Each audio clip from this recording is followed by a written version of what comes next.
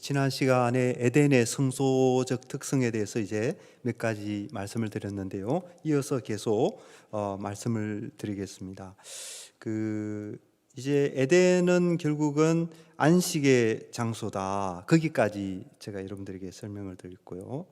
그래서 이 솔로몬 시대의 안식이 이루어진 후에 성전이 세워진 것은 결국 에덴 성소를 안식의 장소로 삼으셨던 그 하나님의 뜻을 이어받아 받는 것이다. 그렇죠? 그래서 성경은 이렇게 유기적으로 쭉 이렇게 연결되어서 성경 역사가 진행되어져 간다. 이것을 볼 수가 있습니다.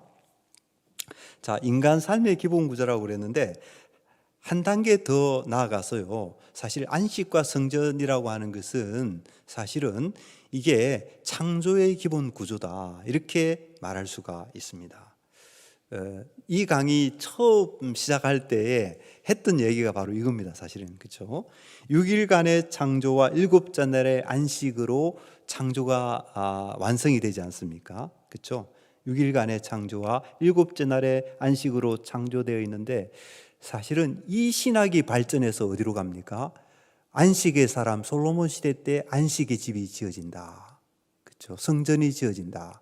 이 신학으로 발전하게 되어졌다라는 것이죠. 제가 둘째 강의 때 이제 우주와 성전이라는 강의를 하면서 여러 가지 근거를 들어서 왜 우주가 성전이냐, 그렇죠? 왜 우주가 성전이냐 등을 이제 출애굽기도 예를 들고 또 시편에 있는 여러 말씀도 예를 들면서 우주가 곧 성전이다. 하늘이 나의 보좌요 땅은 나의 발등상이라 하는 이사야 66장 1절의 말씀도 제가 인용을 드리면서 이제 곧 우주 전체가 하나님의 영광으로 충만한 곳이고 우주가 성전이다. 이렇게 이제 제가 말씀드렸는데요.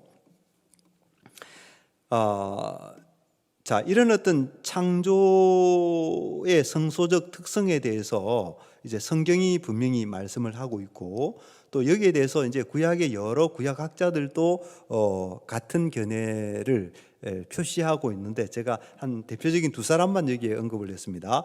메르디트 클라인이라는 사람과 토마스 슈라이너라는 이런 학자들도 이제 이런 관점 속에서 이제 설명을 하고 있는데 저는 이 성경의 의도를 잘 그리고 정확하게 이렇게 포착한 그런 관점이라고 생각을 하는 것이죠. 안식으로 마무리되는 우주 성전의 건축, 그렇죠? 우주 성전에 하나님께서 6일 동안 지었지 않습니까? 근데 안식으로 마무리되는 우주 성전의 건축은 안식을 성전 건축의 때로 간주하는 사무엘서 열왕기의 그 관점의 토대가 된다. 그죠?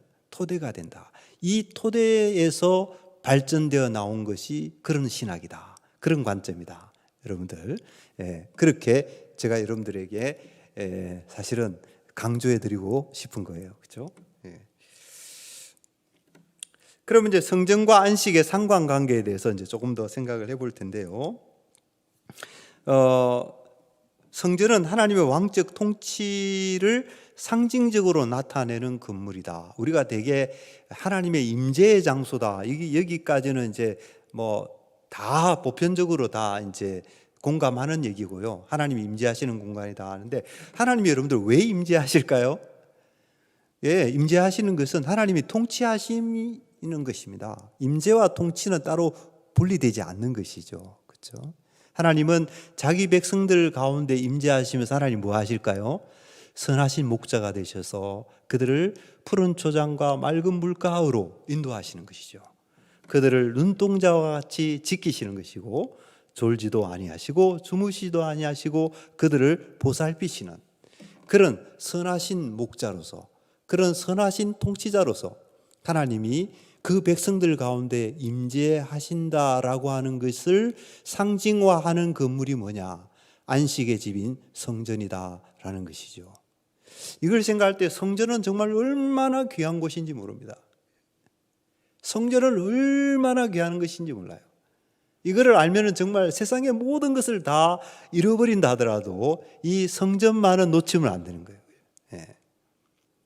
창조주 하나님께서 온 대주제라고 우리가 표현하지 않습니까?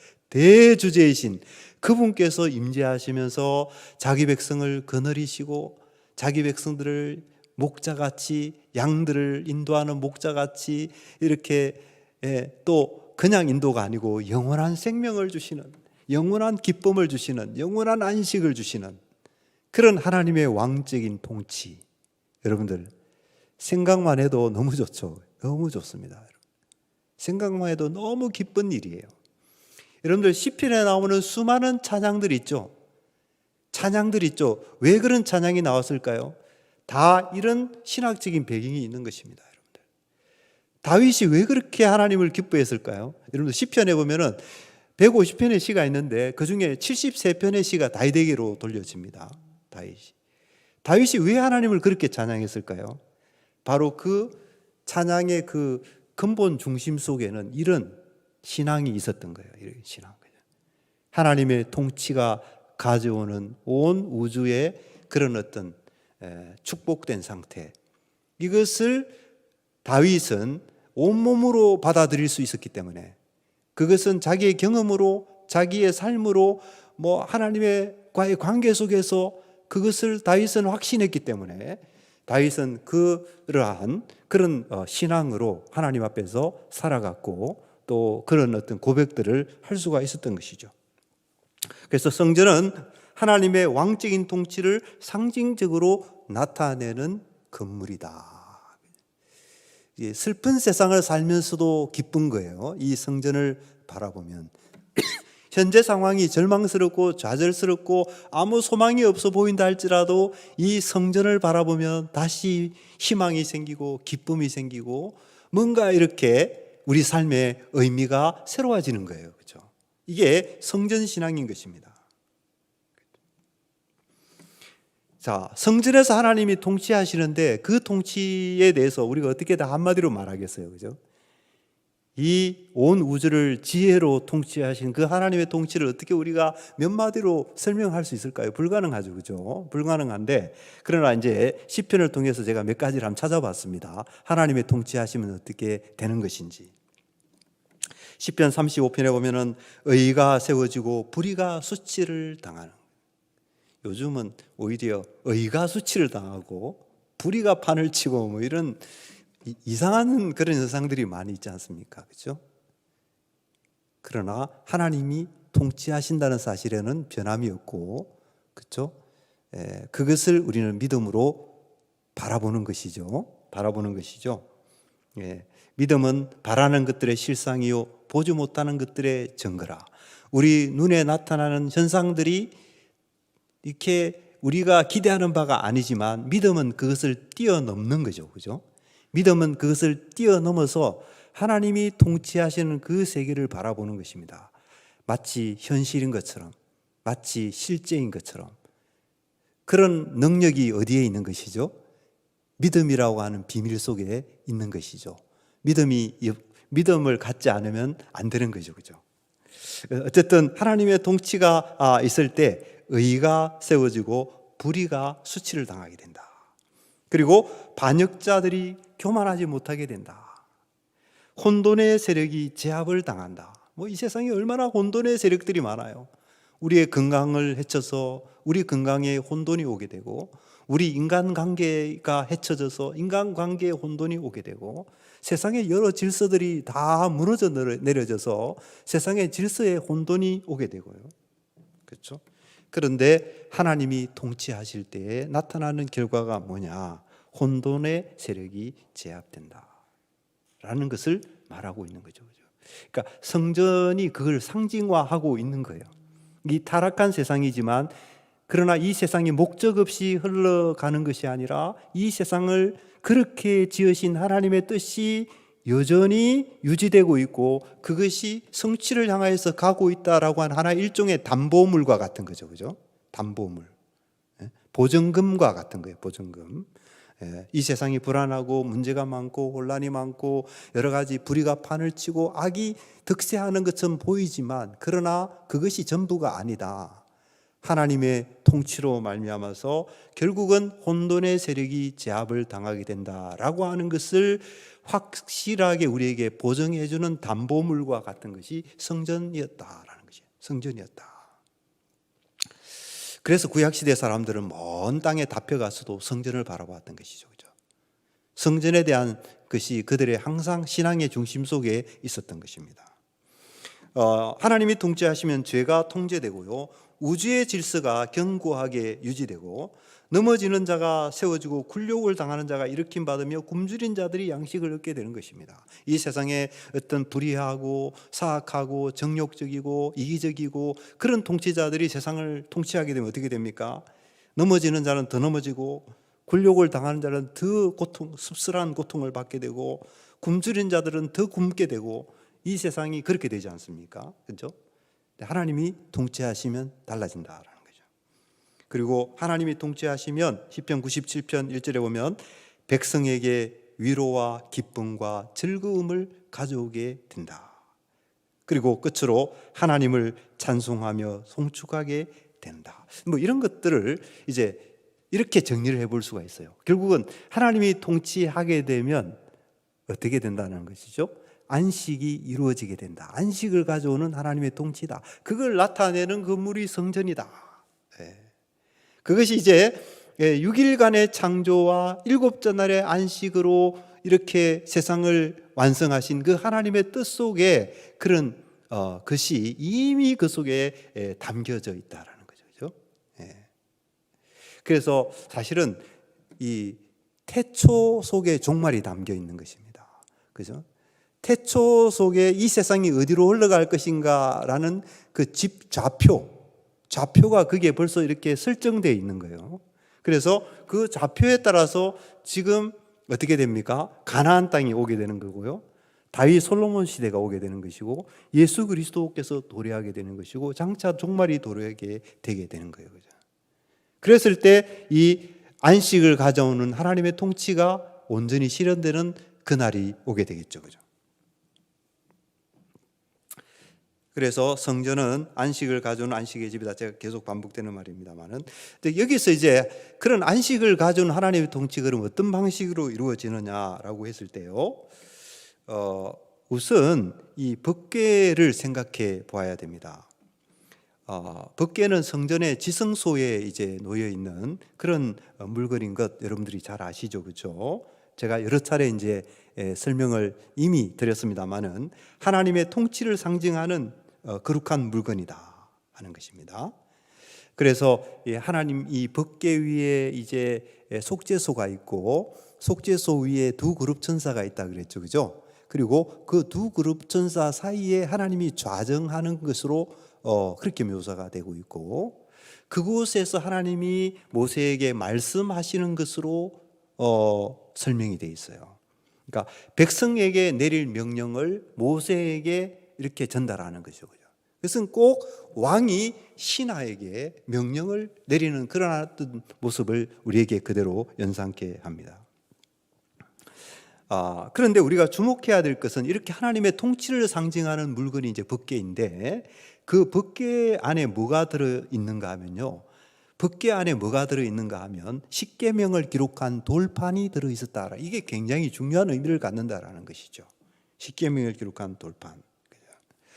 이것은 하나님의 통치가 어떤 방식으로 이루어지는가를 우리에게 알려주는 것입니다. 그래서 이것을 윌리엄 덤브렐이라는 구약학자가 잘 설명을 해주고 있습니다. 제가 그대로 인용을 해보겠습니다. 번역이 좀 서툴지 모르겠는데 제가 번역한 거 읽어보겠습니다. 법궤와 여호와의 왕권 사이에 연결이 이루어졌다고 한다면 법궤와 그 안에 담긴 내용들은 어떻게 그 왕권이 행사되는가에 대한 암시를 제공한다. 그죠? 법궤 안에 있는 내용물이 뭐죠? 십계명을 기록한 돌판이죠. 그 십계명은 뭘 암시해 준다는 것입니까? 하나님의 왕권이 어떻게 행사되는지를 암시해 준다라는 거예요. 그래서 이스라엘에 대한 하나님의 통치를 받아들이는 것은 뭔가 하면 선포된 하나님의 말씀에, 또 다르게 하면 기록된 하나님의 말씀에 따르는 또는 순종하는 형태를 취하도록 되어 있었다. 이게 하나님의 통치 방식이었다라는 것입니다. 그렇죠? 하나님께서 통치하신다 할 때 하나님의 통치는 우리가 이렇게 우리의 지혜가 미치지 않는 부분이 많아요. 그죠? 하나님의 우주적인 통치가 있죠. 우주적인 통치가 있는데 그걸 우리가 어떻게 알아요? 그렇죠? 그러나 또 하나님이 자기 백성을 통치하는 방식이 있습니다. 거기에는 차이가 분명히 있어요. 하나님은 섭리라고 하는 이 섭리를 통해서 온 우주를 붙들고 계시면서 공중에 참새도 먹이시고 들의 백합화도 입히시고 악인에게도 비를 내리시고 선인에게도 햇빛을 비추시고, 그렇죠? 이 하나님의 우주적인 섭리는 지금도 중단 없이 지속되고 있는 거예요. 만약에 하나님의 그 우주적인 통치가 없다면 지금 이 세상은 이렇게 존재할 수가 없다고 저는 생각합니다. 그렇죠? 그런 우주적인 통치와 아울러서 하나님은 자기 백성을, 특별히 자기 백성을 택하시고 그 백성의 왕으로서 통치하시는데, 그 통치의 방식은 뭔가 하면요, 분명히 계시한 말씀을 통해서 통치하시는 것입니다. 그냥 막연하게 그렇게 하시는 것이 아니라 하나님께서 분명하게 자기 뜻을 계시하시고 그 계시의 말씀에 따라서 그 백성을 인도하시고 통치하신다라는 것이죠. 그것이 바로 법궤 속에 담겨 있는 그 돌판 십계명을 중심한 하나님의 율법을 나타낸다라고 말할 수가 있는 것입니다.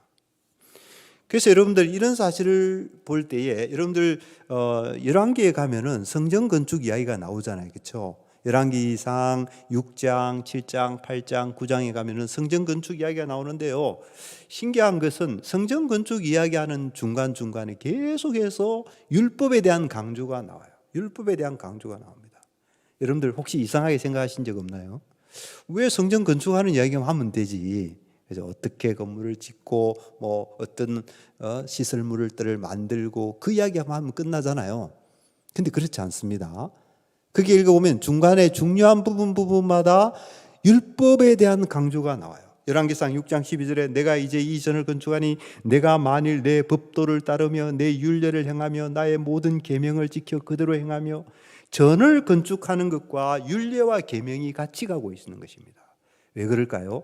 성전은 하나님의 통치의 장소이기 때문에 그렇습니다. 통치를 하되 하나님은 계명으로서 율법으로서 통치하시기 때문에 그런 것이죠. 열왕기상 9장 6절로 7절에도 마찬가지 말씀을 하고 있습니다. 그렇죠? 그래서 이렇게 우리가 이야기할 수 있습니다. 성전의 안식은, 성전이 보장하고 있는 안식은 어떤 안식이냐? 하나님의 말씀이 지배적인 삶의 원리가 되는 곳에 나타나는 현상이다라는 것입니다. 그죠? 이제 성전이 안식의 집인데 그 안식의 집에서 하나님이 통치하셔서 안식을 이루어 가시잖아요. 근데 그 통치의 수단이 뭡니까?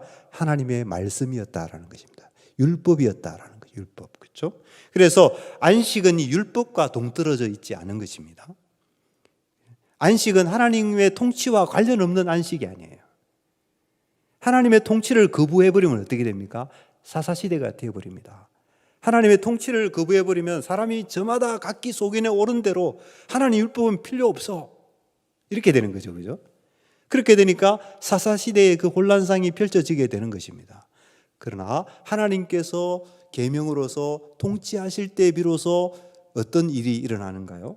안식이 이루어지게 된다라는 것이죠. 그죠? 그래서 다시 강조해 드립니다마는 성전의 안식은 하나님의 말씀이 지배적인 삶의 원리인 곳에 나타나는 현상이나 상태다. 이렇지 않으면 안식을 기대할 수 없다라는 것이죠. 하나님의 말씀을 떠나서 안식이 보장되는 곳은 그 뒤에도 존재하지 않는다라는 것입니다.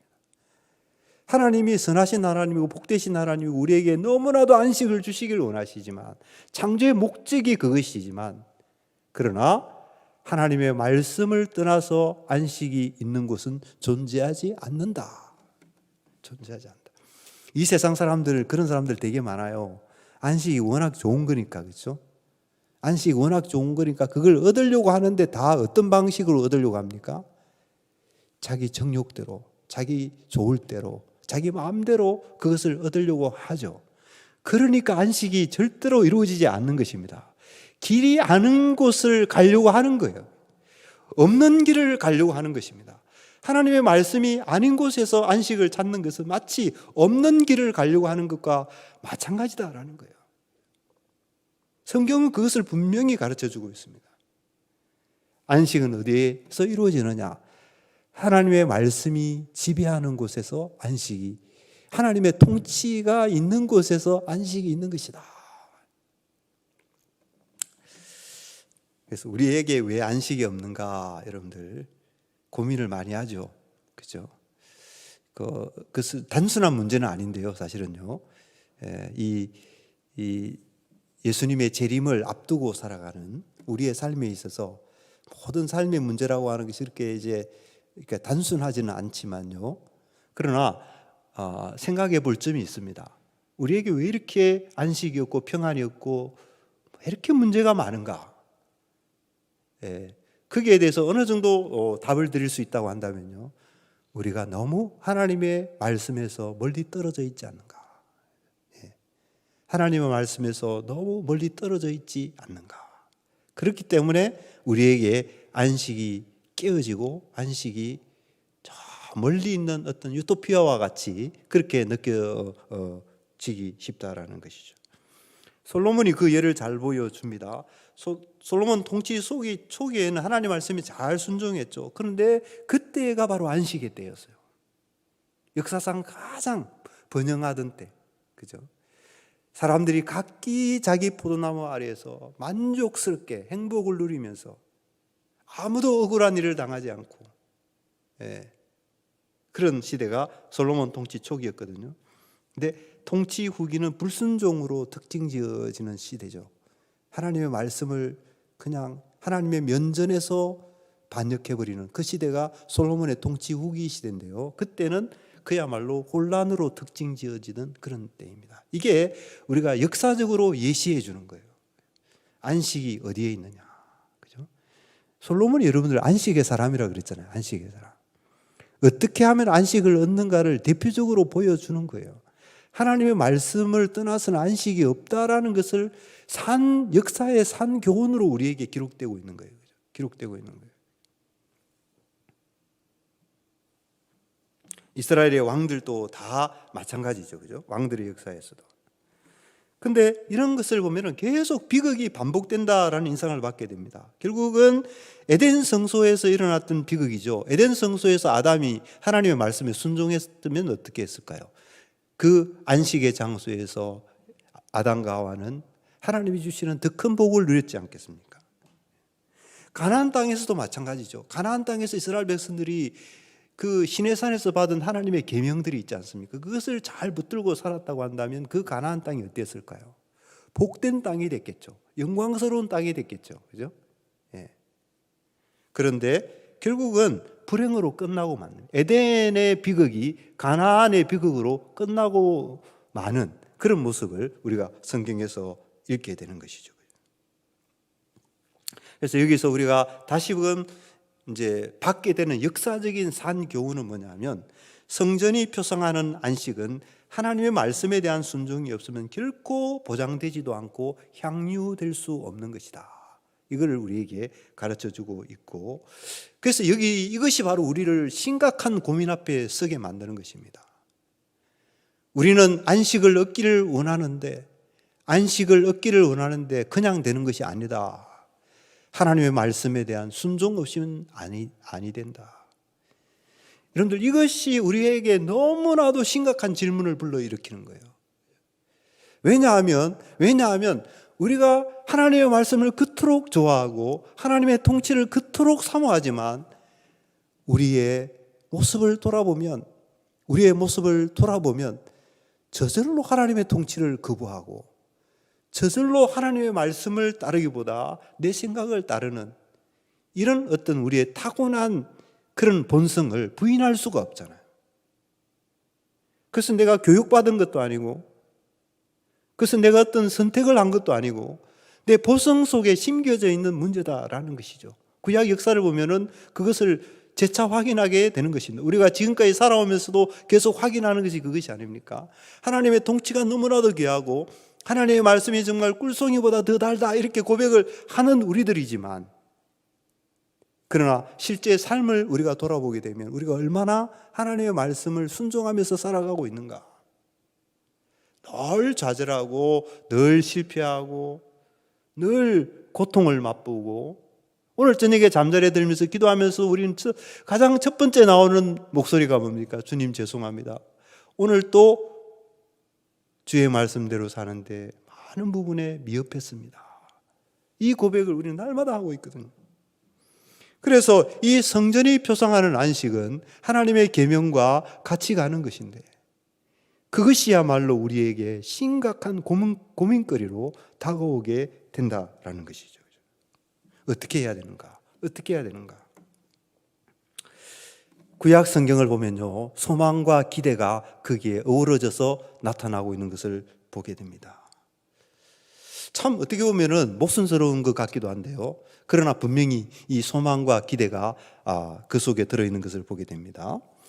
구약시대 사람들은 분명히 자기의 한계를 인식했을 거예요. 다윗과 같은 사람 보세요. 얼마나 한계가 많은 인간인가요, 그죠? 솔로몬과 같은 그 지혜로운 사람도 마찬가지였지 않습니까? 그렇죠? 그런 것을 보면 그분들도 자신의 문제를 가지고 고민했을 거예요. 틀림없이. 오늘 우리처럼. 그렇죠? 다윗이 시편 51편 그 시를 쓰면서 얼마나 하나님 앞에 심각한 고민을 했을까요? 마치 뼈를 깎는 듯이. 예. 하나님 앞에 내가 쫓겨났구나. 여러분들, 그처럼 두려운 일이 어디 있습니까, 여러분들? 하나님이 나를 버리셨구나. 내가 하나님 면전에서 쫓겨났구나. 내가 다시 하나님 얼굴을 배울 수 있을까? 여러분들, 이것만큼 정말 심각한 그런 문제는 없죠. 구약의 성도들이 분명히 그랬으리라고 생각합니다. 근데 그런 면이 있으면서도 이분들에게 특이한 것은 뭐냐면요, 그런 면이 있으면서도 동시에 그들에게 있었던 것이 뭐냐면 율법 안에서 누리는 복을 노래했다라는 것이죠. 이게 어떻게 보면은 위선자인가? 이중인격자인가? 근데 아닙니다. 어떻게 보면 그들의 실존을 특징 짓는, 그리고 그 두 가지가 다 진실한 고백이었다고 저는 그렇게 생각합니다. 그렇죠? 하나님 말씀에 대한 진실한 고백, 율법을 정말 즐거워하고, 여러분들 시편 1편을 보세요. 얼마나 율법을 즐거워하는지. 주야로 율법을 묵상하고, 그렇죠? 시냇가에 심은 나무와 같이 그런 고백들이 있는데, 그런 고백들이 여러분들 진실한 고백이었다고 저는 믿습니다. 하나님 말씀 앞에서. 그렇죠? 그리고 시편 19편에 보면은 하나님 말씀을 대할 때 송이 꿀보다 더 달콤합니다. 하나님. 여러분들도 그거 경험하시잖아요. 어떤 때 성경 읽으시면서 묵상하시면서 말씀 들으시면서 그 말씀이 얼마나 귀한지. 그렇죠? 그리고 시편 119편에 보면은 주의 말씀은 빛과 등불처럼 내 발의 등이요 내 길의 빛이니이다. 이런 고백들을 했는 거거든요. 여러분들, 그분들이 다 완벽하게 율법을 지켜서 그랬을까요? 아마 어쩌면 그들이 늘 삶을 살아가면서 이렇게 왜 나는 말씀을 다 못 지킬까? 그죠? 왜 나는 이렇게 많이 실패할까? 분명히 그런 고민들도 같이 했던 분이라고 생각이 됩니다. 이렇게 율법의 즐거움, 율법의 놀라운 은혜, 그것을 고백할 수 있었지만 동시에 자신의 현실을 돌아보면 그 율법에 온전히 순종할 수 없는 그 모순을 동시에 안고서 살아갔던 그런 구약시대의 사람들이 아니었는가, 그렇게 생각을 하는 거죠. 여러분들, 하나님 편에서 보실 때 어땠을까요? 하나님 편에서 보실 때는 성경에 그런 증거도 있습니다만은, 너 이렇게 그렇게 율법을 못 지켰지, 넌 나쁜 사람이야, 너는 잘못됐으니까 너는 벌을 받아야 돼. 저는 하나님께서 매는 때리셨을지 모르지만 말이죠, 사랑하는 아들이니까. 그러나 그런 아들을 미워하지는 않으셨다라고 생각합니다. 그죠? 그래도 부족하지만 율법을 좋아하고, 다 지키지 못하지만 율법을 사랑하고, 어떤 면에서 하나님이 답답해하시고 그들을 향하여서 매를 드시기도 하시고, 너 왜 그러냐, 좀 제대로 해라, 이렇게 하나님이 하시지만, 그러나 하나님의 마음속에는 그 자식이 귀하게 보였을 거라고 저는 그렇게 생각합니다. 그죠? 그리고 그 자녀들이 온전케 될 일을 바라보셨겠죠. 그 온전케 될 일을 바라보시면서 역사가 이어져서 예수 그리스도에게로 왔다고 생각합니다. 그렇죠? 그러니까 여전히 못나고 잘못 지키고 실수하고 범죄하고 이랬지만 여전히 하나님은 그들의 하나님이고 하나님은 그들의 아버지이셨다.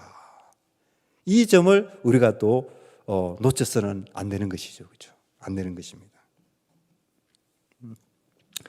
그래서 이 구약 성도들에게는요, 그런 어떻게 보면 모순스러운 삶을 살지만, 한편으로는 율법이 너무 좋은데 한편으로는 왜 이렇게 안 되는가, 이 갈등과 고민 속에 살았지만, 그 삶 속에서 그들은 자포자기하고 절망하고 낙심한 것이 아니라 그들에게는 늘 소망이 있었던 것입니다. 미래에 대한 기대가 또 그들의 삶을 특징 짓고 있는 것을 보게 되는데요, 예레미야서 31장 33절에 보면은 내가 나의 법을 그의 마음속에 두어.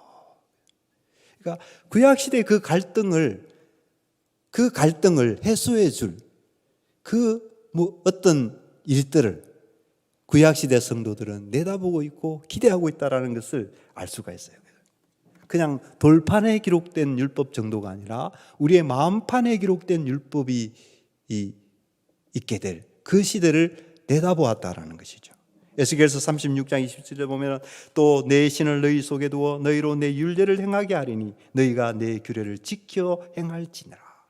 구약의 성도들이 원하면서도 늘 잘 되지 않아서 좌절했던 그 일들이 극복될 시대, 내 신을, 성령 아닙니까? 성령. 내 신을 너희 속에 두어서 너희로 내 율례를 행하게 하리니 내 규례를 지켜 행할지니라. 이런 시대에 대한 기대와 소망을 품고 그들이 구약의 그 삶의 연장을 살아갔었다라는 것이죠.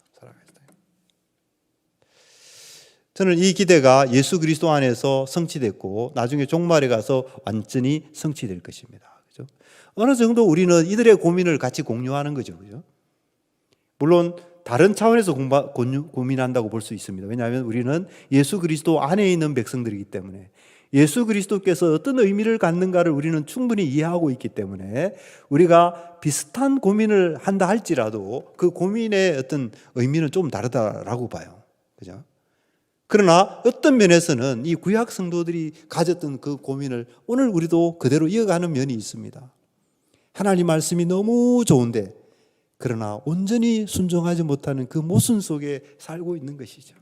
그러면서 우리는 날마다 그리스도를 바라보고, 우리를 위해서 의를 성취하시고 우리를 속죄하신 대제사장이신 그분을 날마다 고백하고 바라보는 것이죠. 그래서 두렵고 절망되고 낙심하다가도 다시 힘을 얻고 회복되는 것이 언제입니까? 예수님을 바라볼 때 우리는 그 두려움을 극복하고 절망을 회복하고 다시 용기를 얻고 다시 믿음으로 살아가는 그 은혜를 누리게 되지 않습니까? 그런데 구약 성경에 보면은 이런 어떤 미래에 대한 기대와 함께 새로운 성전에 대한 기대가 있는 것을 보게 됩니다. 여러분들 에스라서라든지 이미 성전이 무너져 버렸던 시대거든요. 그죠?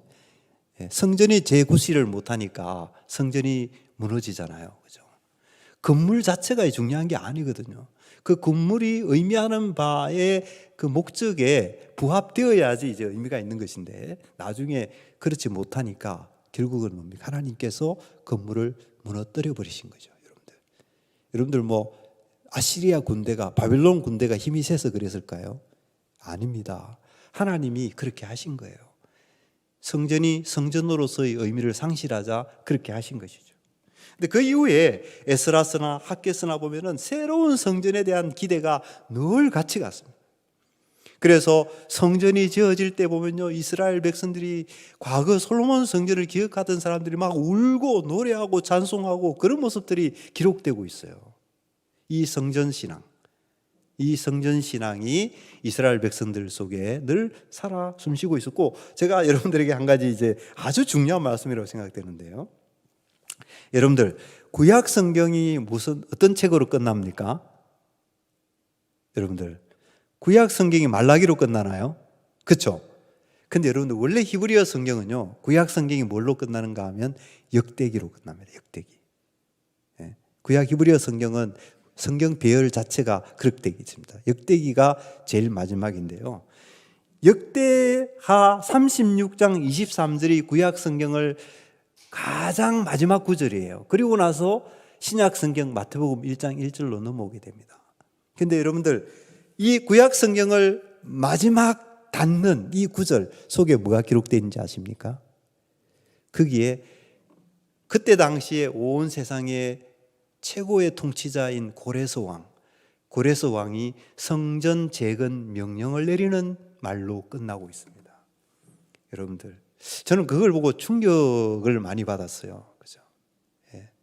성전 주제가 이렇게 중요한 주제인데, 역시 구약 성경을 마지막 끝맺는 그 자리에서 이방왕 고레스, 이사야 선지자는 나의 기름 부은 나의 종이라고도 표현을 했거든요. 그죠? 이 고레스 왕에 대해서. 그 고레스 왕이 명령을 내리는데 어떤 명령을 내리느냐? 성전을 건축하라는 명령을 내린다라는 거죠.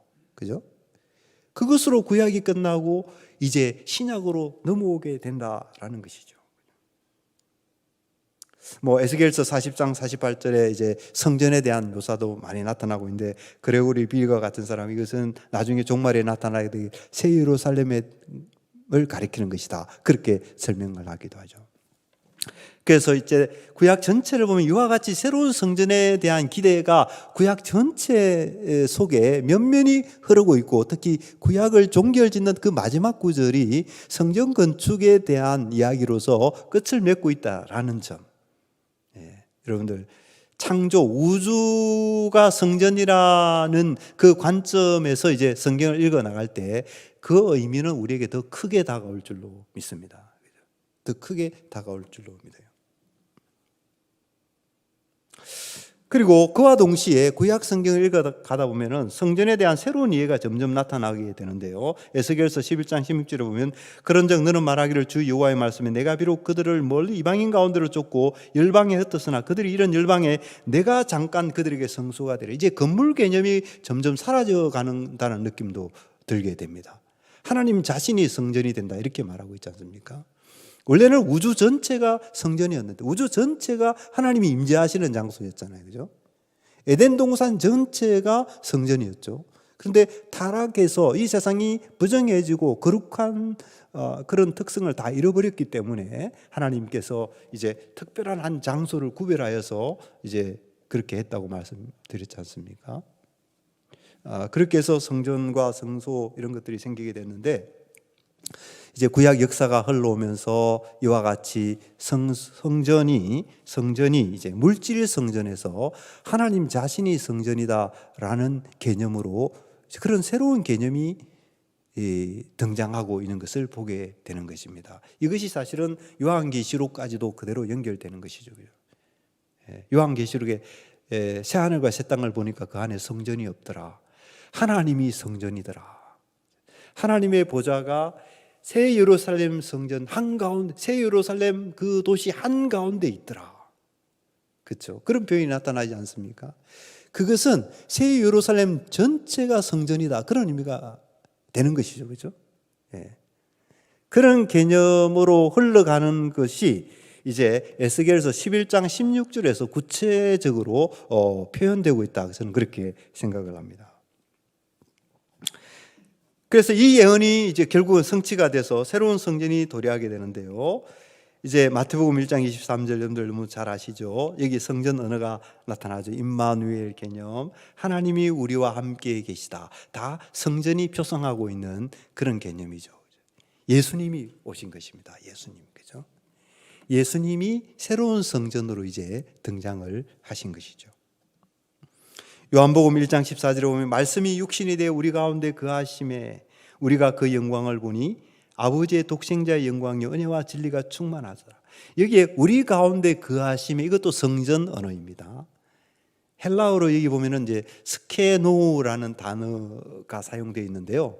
사실 이것은 히브리어를 배경으로 갖고 있습니다. 히브리어는 샤칸이라는 단어입니다. 그죠? 샤칸이라는 단어인데 이제 이 요한이 스케노라는 단어를 쓰고 있어요. 그 우리말로 번역하면 성막, 장막을 치다, 성막을 세우다, 그런 뜻입니다. 그러니까 이것은 굉장히 의도적인 표현이죠. 예수님이 이 세상에 오신 것은 어떤 의미와 같다고요? 광야 이스라엘 시대 때 성막이 그들 가운데 세워지는 것과 같은 의미를 갖는다라는 것이에요. 하나님이 그 백성들 가운데 임재하신다, 그런 의미죠. 구약 시대는 이 성막을 통해서 하나님이 임재하셨지만 이제는 새로운 성막이신 예수님이 오셔서 그들 가운데 임재하신다라는 그 구약 성전 신학을 이어받고 있는 거예요. 이어받아서 사도 요한은 이 우리 가운데 장막을 친다라는 이런 표현으로서 성육신 사건을 묘사하고 있다라는 것이죠. 요한복음 2장 18절 21절 너무 유명한 말씀, 예수는 성전된 자기 육체를 가리켜 말씀하시니라. 예수님 자신이 성전이다, 그렇게 말씀하고 있죠. 그러면 새로운 성전이 오셨으면 이 성전 신학은 서로 통일성을 갖게 돼요. 그죠? 예. 구약이 가르치는 모든 성전 신학이 결국 예수께로 이어지게 되는데, 그 성전 신학의 그 내용도 말입니다, 그대로 이어지게 된다라는 것이죠. 우리가 계속 보았던 것이 뭡니까? 성전과 안식의 본질적인 관계라고 그랬죠. 그죠? 창조, 에덴 동산, 가나안 땅, 다윗 시대, 솔로몬 시대를 거치면서 우리가 늘 보았던 것이 성전과 안식의 본질적인 관계라고 그랬습니다. 그런데 그런 연결이 신약에도 그대로 계속 이어집니다. 완성된 형태로. 마태복음 11장 28절에 수고하고 무거운 짐진 자들아 다 내게로 오라, 내가 너희를 쉬게 하리라. 여러분들, 여기에 이 말씀하신 분이 누굽니까? 예수님이죠. 그죠? 예수님은 누구신가요? 방금 우리가 보았듯이 성전의 완성이시죠. 성전의 완성. 그죠? 그래서 이 예수님과 안식이 본질적으로 연결되어 있는 것인데, 이것은 구약의 성전 신학을 그대로 이어받는 그런 것이다라는 것입니다. 그러면 새로운 성전과 통치는 어떻게 되느냐? 자, 구약 시대는 성전의 지성소에 놓인 법궤가 있다고 그랬고요. 법궤에 담긴 돌판, 그리고 말씀에 의한 통치다라고 그랬는데, 신약 시대 예수님이 이제 성전이시고 예수님과 예수님이 안식을 주는 분이고, 내가 주는 평안은 세상이 주는 평안과 같지 않다, 완전한 평화를 주시겠다, 그러시는 것이죠. 그죠? 예수님이야말로 구약이 기대했던, 구약의 성전 신학이 표상했던 그 안식을 완전하게 주실 분이 예수님 아닙니까? 그죠? 그런데 그러면 그 예수님이 주시는 안식도 사실은 하나님의 통치의 산물이라고요. 통치의 산물. 그죠? 근데 그 통치는 율법을 통해서 이루어지잖아요. 하나님의 말씀을 통해서 이루어지는 것이죠. 근데 그 원리가 예수님 속에서도 그대로 반영되고 있는 것을 보게 되는데요. 여러분들이 아시다시피 예수님은 태초부터 계셨던 말씀이었다. 말씀이 육신이 되어 우리 가운데 거하심에. 여러분들, 구약 시대는 말씀이 돌판에 기록되어서 아카시아 나무로 만든 상자 속에 있었지만, 그것의 완성이 뭡니까? 말씀이 이제는 육신이 되어 우리 가운데 거하시는 거예요. 육신이 돼요. 그래서 저는 이렇게 생각합니다. 이 법궤는 예표인 거예요. 법궤. 말씀을 보관하고 있었던 그 법궤는 말씀이 육신이 될 예수 그리스도에 대한 예표인 것입니다. 마치 구약 성전이 예수님 성전을 지시하는 예표 노릇을 했듯이, 그렇죠? 언약의 말씀을 담고 있었던 그 법궤는 말씀이 육신이 되어서 오실 예수님에 대한 그림자였다라는 것이죠. 이렇게 보면은 예수님은 어떤 분입니까? 말씀에 의한 통치라는 그 개념의 화신이다, 이렇게 볼 수 있죠. 결국 구약 시대에도 하나님이 말씀으로 통치하셨죠. 그죠? 근데 예수님 통해서 그것이 이제 그래서 예수님은 어떤 분이냐? 말씀에 의한 통치라는 그 하나님 나라의 통치 원리의 화신이다. 이렇게 우리가 표현을 할 수 있겠다라는 것이죠. 자, 여기서 구약 성도들을 그처럼 갈등 속에 고민 속에 빠뜨렸던 문제가 드디어 해결되게 되는 것입니다. 하나님 말씀을 너무나도 사랑하지만 그것을 도무지 이룰 수 없는 그런 물숨과 긴장과 갈등 속에 살았는데 그 긴장과 갈등이 어디에서 해소되느냐? 예수님에게서 해소가 되어지게 된다라는 것이죠. 구약시대에서 율법 순종은 사람들에게 심각한 도전거리였습니다. 사람들은 율법을 즐거워하면서도 율법에 온전히 순종하지 못하는 모순 속에 살았던 거예요. 근데 신약시대에는 어떻게 된 것입니까? 신약시대에는 로마서 14장에 보니까 예수님은 율법의 완성이다, 율법의 끝이다 이렇게 번역되기도 하는데요. 예수님은 율법의 완성이기 때문에 율법의 성취를 위한 다른 노력이 필요하지 않는 거예요. 우리가 우리 스스로 노력해서 율법을 성취하라, 신약은 그렇게 요구하고 있지 않죠. 왜 그렇습니까? 예수님께서 율법의 완성이시기 때문에. 예수 안에 있는 자들은 그 율법이 완성되어졌기 때문에 우리는 삶 속에서 경험적으로 모순을 경험하지만 사실은 신학적으로는 어떻게 됩니까? 우리는 의롭다 하심을 입은 자들이 되는 거예요. 우리에게는 정죄함이 없는 것입니다. 우리가 죄가 없어서 정죄함이 없는 게 아니죠. 그죠? 왜 그렇습니까? 우리를 위해서 율법의 완성이 되시는 예수님 그분 때문에 우리의 모든 죄를 짊어지시고 세상 죄를 지고 가신 하나님의 어린 양, 그 예수님의 속죄 제사, 우리의 대제사장으로 오셔서 우리가 지을 모든 죄를, 우리가 짓는 모든 죄를 영단번에 십자가상에서 화목제물로, 희생제물로 우리의 문제를 책임지고 돌아가신 그 십자가 사건, 예수님의 삶 속에서 하나님의 말씀을 온전히 성취하신 그 예수님의 모든 율법을 이루신 그 예수님의 온전한 삶, 그것이 우리에게 은혜로 주어져서, 그죠? 우리가 이 율법 순종과 율법에 대한 기쁨, 그 사이의 갈등 속에 살아가는 그 우리의 갈등과 우리의 모순이 바로 그 예수님의 십자가 사건, 예수님이 율법을 이루신 그 모든 순종의 삶, 그 속에서 해소되어지고 만족되어지게 되어졌다라는 것이죠. 그래서 죄가 율법을 수단으로 사람들 위해 군림했지만 어떻게 됐습니까? 죄가 율법을 수단으로 우리를 정죄하고, 너는 이런 죄를 지었지, 너는 저런 죄를 지었지, 너는 몹쓸 사람이야, 늘 고소하지 않습니까? 그죠?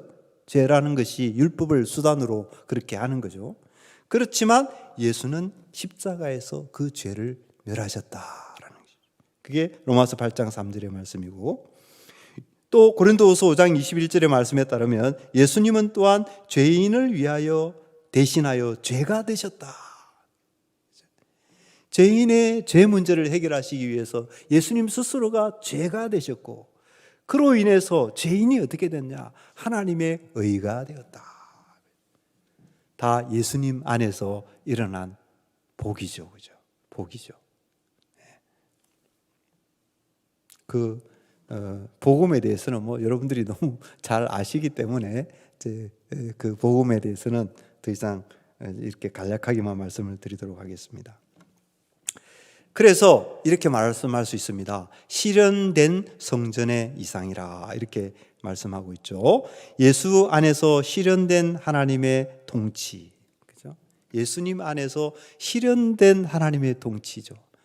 방금 전에 말씀드린 그러한 이유 때문에, 그러한 내용들 때문에, 그러한 역사적 사실 때문에 우리는 예수님의 십자가라고 하는 그 사건 때문에, 예수님이라고 하는 그 인격, 그분의 사역, 그분의 행위라고 하는 그 어떤 역사적 사건 때문에, 그 안에서 우리는 뭘 이야기할 수 있습니까? 예수 안에서 실현된 하나님의 통치다라고 말할 수가 있죠.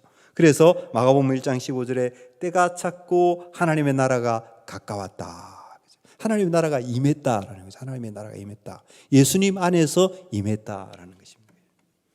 그래서 예수 믿는 저희들은 어떻게 되는 건가요? 이 하나님 나라의 안에 있는 것이죠. 그죠? 하나님 나라 안에 있는 것입니다. 그래서 예수 안에서 뭐가 이루어지는 것입니까? 참 안식이 이루어지는 거예요. 예수 안에서 안식이 이루어지는 것입니다. 그래서 이제 오늘날에는요, 어디에 안식이 있느냐? 예수 안에 안식이 있는 것이에요. 예수 안에. 예수 밖에 있으면 안식이 없는 거예요. 그죠? 예? 구약 시대에는 성전이 이렇게 솔로몬 성전이 안식의 집이라고 그랬지 않습니까? 그죠? 그 연장선 속에서 보면은 오늘 우리에게는 어디에 안식이 있느냐? 예수 안에 안식이 있다. 예수 안에. 예수 안에 율법이 만족되고, 예수 안에서 우리의 죄 문제가 해결되고, 예수님 안에 하나님의 임재가 보장되어지고, 예수님 안에서 하나님과 원수되었던 우리가 하나님과 화목되어지고, 이 모든 일이 다 어디서 일어나는 것입니까? 예수 안에서 일어나잖아요. 예수 안에서 일어나잖아요.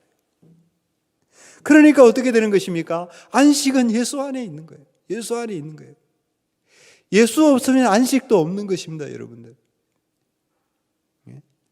그래서 예수님은 전부인 것입니다, 우리들에게. 예수 믿는 사람들에게 예수 빼면은 우리는 시체인 거예요. 아무것도 아닌 거예요. 세상 사람들보다 더 비참한 자들입니다. 그러나 예수 안에 있는 자들은 모든 것을 다 가진 거예요. 예수 안에 있는 자들에게는. 그죠? 예수 안에 있는 자들은 다시 말하면 창조의 목적이 이루어진 것입니다. 하나님이 인생을 왜 지으셨습니까? 안식을 주시기 위해서. 전체 삶을 포괄하는 온전한 행복의 상태, 그것을 주시기 위해서 인생을 지으셨지 않습니까? 그 창조의 목적이 어디에서 이루어지는 것이죠? 예수 안에서 이루어지는 것입니다. 예수 안에 있을 때 안식이 있다라는 것이죠. 그래서 저와 여러분들이 아주 복잡하지도 않고 어렵지도 않죠. 그죠? 유치원생도 알 수 있는 것입니다. 초등생도 알 수 있어요. 예수 안에 안식이 있다라는 것입니다. 예수 안에. 그죠? 복음 안에 안식이 있다. 예, 그래서 에덴 성소, 가나안 성소, 솔로몬 성전에서 나타난 하나님의 뜻이었는데요.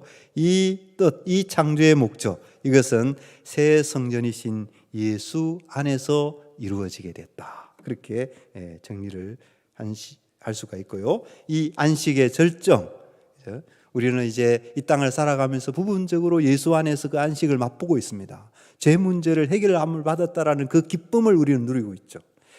내가 이토록 죄인이었는데, 하지만 그러나 눈을 들어 예수님을 바라보게 될 때 이토록 죄인이었던 내가 예수님 안에서 이 죄 문제가 해결되었다라고 하는 그 기쁨을 맛보고 있죠. 하나님께 불순종하고 순종하지 못하는 나이지만 예수님께서 율법을 다 이루으셔서 그 의가 나에게 전가되는 것이구나. 그 믿음 안에서 우리는 또 안식을 맛보고 이 땅을 하나님의 자녀로 살아갈 수 있는 새로운 용기와 새로운 힘을 얻게 되는 것이죠. 새로운 힘을 얻게 되는 것이죠. 그래서 그 안식의 절정은 어떻게 됩니까? 하늘에서 내려올 새 예루살렘 성전. 하늘에서 내려올 새 예루살렘 성전이 우리를 기다리고 있습니다. 그래서 구속받은 모든 이들이 하나님을 섬기며 그리스도와 영원토록 왕노릇하는, 인간을 애당초 왕으로 지었잖아요. 아담, 그죠? 다스리고 정복하는 왕적인 존재로 지었었는데, 역시 그 하나님의 뜻이 이제 마지막으로 성취가 됩니다. 그래서 예수 그리스도와 더불어서 영원토록 왕노릇하되 하나님의 왕권 속에서, 하나님의 왕적인 통치 안에서 왕노릇하면서 안식을 누리는 그런 새 하늘과 새 땅을 우리가 바라보고 있는 것이죠. 그죠? 요한계시록이 그것을 우리에게 보여주고 있는 것입니다. 그래서 이 강의를 마치면서 이제 우리의 과제에 한 세 가지만 말씀을 드리겠습니다. 성전 신학을 우리가 쭉 공부했는데 성전은 결국은 말씀과 함께 간다. 이것을 여러분들이 꼭 기억해야 되고요. 제가 이제 충분히 그 사이에 강조하지 못했습니다만은 또 성전은 기도의 장소다라는 것도 잊으시면 안 될 것 같습니다. 여러분들 솔로몬의 그 성전 봉헌식 보시면요, 성전 봉헌식을 보시면 여러분들 특이한 게 있습니다. 성전 봉헌식 하면 일반적으로 기대하는 것은 뭐 이제 번제를 드리고 화목제를 드리고 제사 드리는 걸 가장 먼저 기대하잖아요. 그렇죠? 근데 솔로몬의 성전 봉헌식에서 가장 전면에 나서는 것은 기도행입니다. 기도행. 그건 뭘 말해주는 건가 하면요, 성전은 기도의 장소다라는 것을 말해주는 거예요. 그리고 하나님의 통치가 어떻게 시행되느냐, 아까 계명과 말씀으로 통치한다 그랬죠. 그런데 또 하나가 있어요. 그게 바로 기도입니다.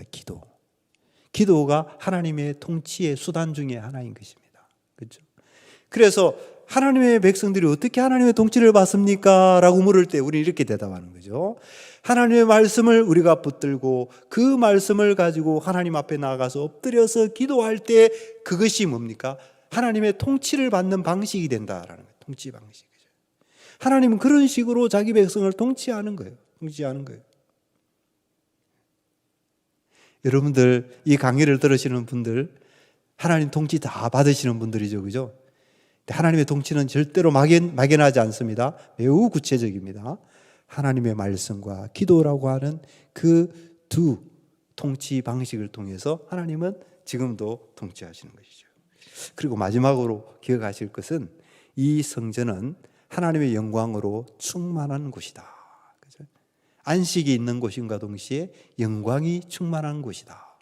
여러분들 이것을 잘 기억하시고 가슴에 새기시고 그 믿음 안에서 여러분들 이제 그 믿음 안에서 항상 기쁘시게 또 항상 안식을 누리시면서 그렇게 소망 가운데 여러분들 주어진 사역 감당하시고 또 여러분 주어진 삶을 이렇게 승리하시면서 살아가시기를 주님의 이름으로 축원드리면서 제 강의는 여기서 다 마치겠습니다. 기도하겠습니다. 하나님 아버지 감사합니다. 이번에 참 귀한 분들 앞에서 부족한 사람이 또 이렇게 주의 말씀을 강의하였습니다. 하나님 아버지, 또 저의 한계와 무지함과 또 여러 가지 연약함으로 인해서 온전치 못한 부분들도 있었는 줄 압니다. 주님 불쌍히 여겨주시고, 그러나 이 말씀 속에 주께서 말씀하시는 주의 백성들에게 나타내시기를 원하시는 그 말씀이 분명히 있는 줄 믿습니다. 그 말씀, 우리 이 말씀을 들은 모든 분들 잘 소화할 수 있게 하여 주시고, 이 말씀이 우리의 삶 속에 피가 되고 살이 되어져서 이 땅을 살아가는 동안 정말 하나님의 이 성전 신학이 나타내고 있는 바와 같이 하나님을 왕으로 모시고 주의 말씀에 순종하면서 하나님이 주시는 그 안식을 마음껏 누리는 우리가 되게 하시고, 무엇보다도 예수 그리스도 안에서 이 일이 모두 이루어진다는 사실을 믿음으로 우리가 바라보면서 우리가 예수 그리스도를 구주로 모시고 주님과 날마다 동행하는 그런 삶을 살아서 그 성전의 실학이 우리 삶 속에 구현될 수 있도록 축복하여 주옵소서. 감사드리오며 예수 그리스도의 이름으로 기도 올리옵나이다. 아멘.